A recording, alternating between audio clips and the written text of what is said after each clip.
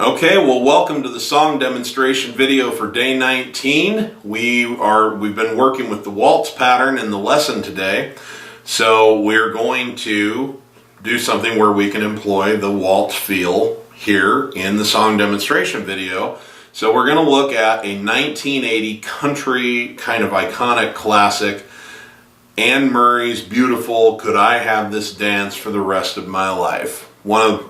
Certainly one of my favorite songs. I've had the pleasure of playing that song many times at anniversary parties and at just dances where there are people who have been together for a long time. It's always a very special moment. Beautiful song and a great way to work with the waltz feel. So the waltz feel, you're going to notice, will pop up in both rock, pop, and country music. So this is an example where it's in country music, but we will see some examples of it in more pop and rock oriented settings as well. So let me get the camera angle changed and we're going to dig into this and show how we can use this feel. Okay, let's get after it right now.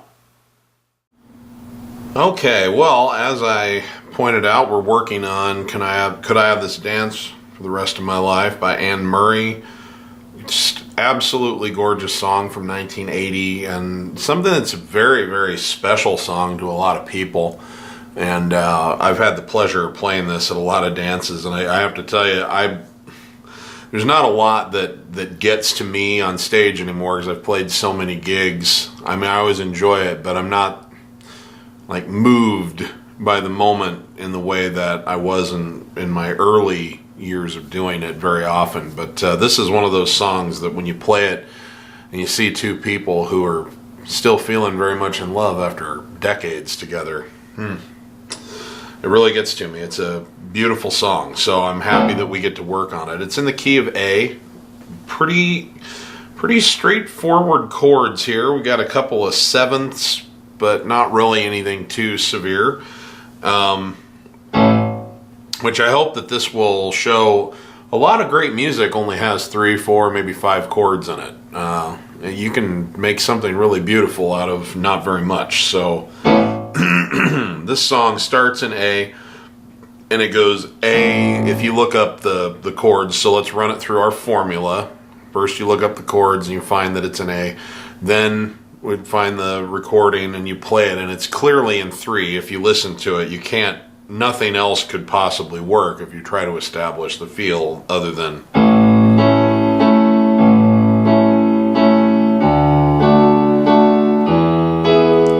there's no way that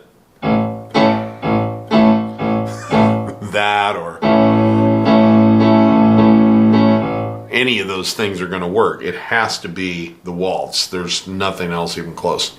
So then we start running through the chord progression in our simple feel, and we don't try to worry about any fills or improv, but just kind of work through it and master it on the simple feel first. And you get A, the intro goes A7, then to a B minor 7th, and then an E, and then A7, D, E, D, E, A, E, A7. So see what I'm doing there, the way I'm voicing that. Sometimes with a 7 chord, you don't always have to play 4 notes. Sometimes what you could do is, since you're already playing A in the bass, see how I just moved my thumb right down for an inversion, just move my thumb down to that dominant 7, which is G, and kept the rest of the chord the same. And guess what? Because my left hand is still playing A, it doesn't matter that I'm not playing it in the right hand. It still comes off like an A7 chord. Just a little practical application tip for dominant 7ths. And again, what am I doing? Notice a pattern with me. Whenever possible, I don't move my hand. I try to always keep my hand right where it's at. I know I want to do as little work as possible and get the most possible bang for, you know, I want the most effect for the least amount of work. I don't want my hand to have to go. I want it to be right here. So I'm playing along.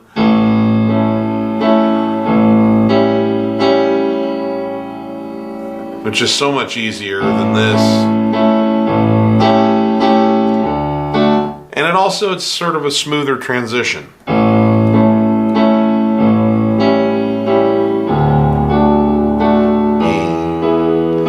I fell in love with you.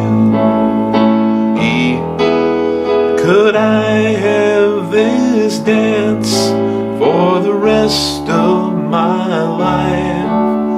Would you be my partner every night? When we're together it feels so right. Goes to a D minor there. So again, we were on a D major chord. What's the easiest way to go to a D minor chord from where I'm at? Just to lower the third. So I just moved my pinky from here to here. The rest of my hand stays the same. Feels so right. Could I have this dance for the rest of my life?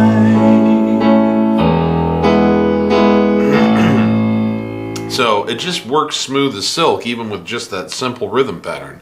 So now, what you can be thinking of, once you've mastered playing it just that way, is where can I add some toggles? Where can I add some arpeggios, some flutters, just to give it a little character here and there.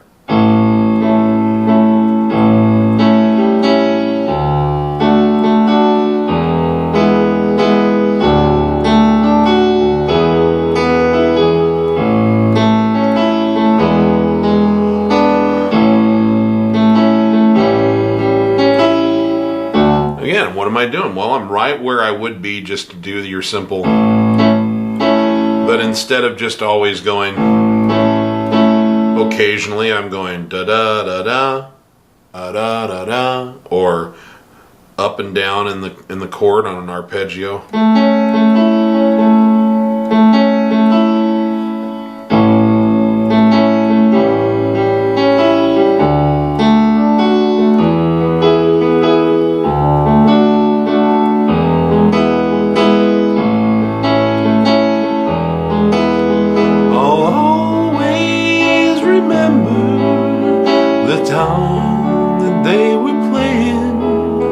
When I held you close to me. Sorry, if I were doing this myself, I might lower the key a little bit so I could sing it not in my falsetto, but we're doing it in Anne Murray's key, and she's a girl, she sings higher than me. So that leaves me in my falsetto. But see how it's just, you know, so even if you don't even try to vary the rhythm pattern, but just want to put a fill every once in a while. Could I have this dance for the rest of my life? Would you be... See how there was just a little space right there available to do a little something? Rest of my life. Would you be my partner every night? When there's a little bit of empty space between the singing, then I might throw in a little toggle every night, or just a nice little arpeggio every night. When we're together it feels so right. Could I have this dance for the rest of my life?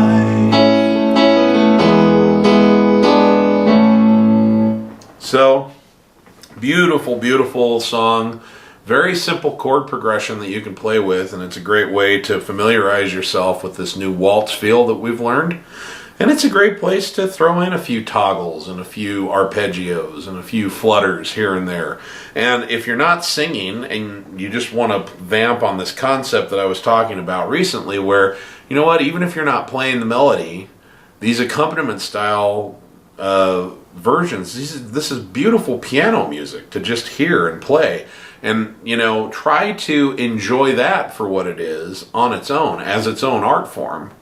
That doesn't mean that you can't ever play the melody with it, you know, once you learn those techniques, and that you can't sing with it, but try to appreciate just playing, you know, vamping and comping on these chords as its own art form that creates its own beautiful soundscape. And when you're doing that and you're not thinking about singing or thinking about accompanying somebody else singing or thinking about the melody, then you can spend all your time doing fun little improv things, and there's so much that could come up, like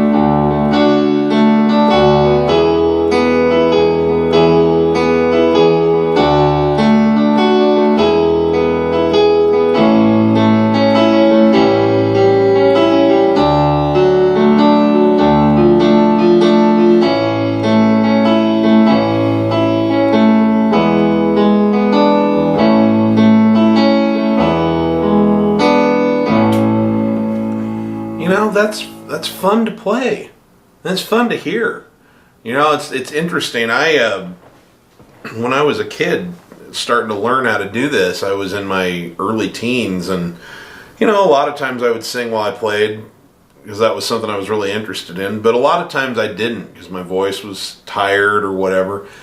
And my parents got so much joy just hearing me vamp on things like this, and they didn't even always know what song I was playing. Sometimes they did. Sometimes, like this one, I think a lot of people might feel like they know that one just from the chord progression and from the feel, the waltz feel, but a lot of times they don't know what the song is, but there's a certain innate beauty from just vamping on these chords, these beautiful chord progressions, and doing interesting things. Flutters and arpeggios and toggles and some of the other things that we're going to learn before the 28 days is up. And I just don't want you to underestimate that as a beautiful art form in and of itself. It can be very enjoyable to play that way. It's extremely freestyle and open-ended for you. It fosters a lot of creativity. So it can be very, very enjoyable to play, and it can be a very enjoyable experience to listen to. It's great background music for all different kinds of things. So, you know, just don't discount it as its own art form. The idea would be, you know, maybe you like to sing while you play, maybe you like to play the melody while you play, but this can be another thing. Sometimes you just feel like doing this. And, of course, doing this is the foundation of accompanying yourself as a singer or playing the melody, as I've talked about. So it's important to learn how to do this, but I think that the more you master it, the more you're going to look and go, you know, I really enjoy sometimes just sitting down and playing these accompaniment style things and just kind of comping or vamping, as I say, because it's really beautiful and fun. So anyway, that's all I have for you in this demonstration, and I will see you in tomorrow's lesson. So happy playing, and thanks for tuning in.